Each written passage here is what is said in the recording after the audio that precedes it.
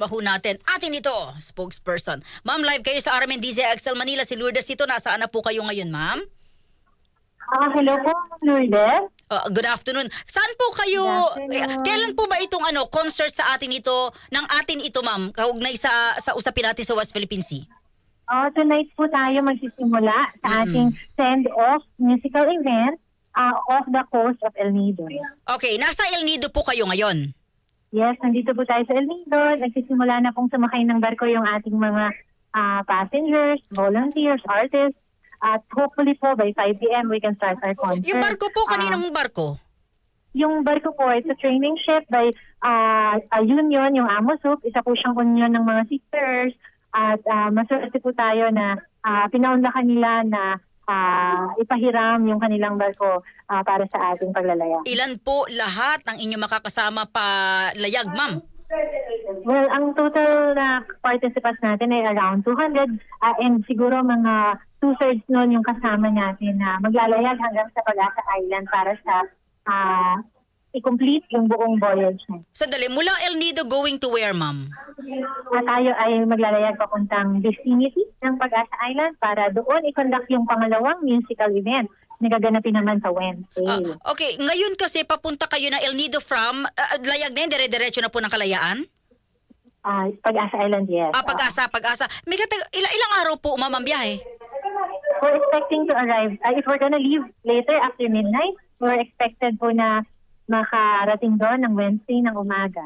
Oh, okay. Sino-sino po yung mga artist na inyo pong makakasama?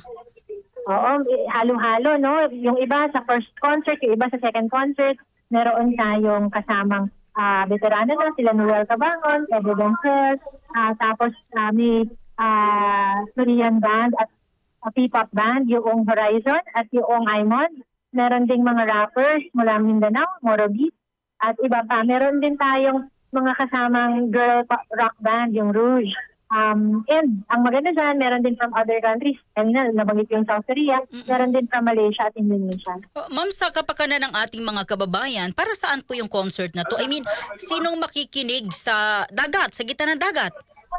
Itong concert na ito, actually, ang gusto natin makarinig ay ang global community, lalo na yung mga karatig nating bansa, na inimbitahan natin yung kanilang mga artists dito sa ating concert. This historic peace concert at sea is a love song to the West Philippine Sea and those who protect it. So yung mensahe talaga nito ay mensahe ng kapayapaan na pinagsasaluhan ng mga magkakaratig bansa. Lahat po ng inyong mga artist ay nasa barko na yan? Ngayon po ay in the process ng pag-akyat yung ating mga artists. Okay, lahat po. So, ito ay live through social media? Yes, may live streaming po tayo mamayang gabi.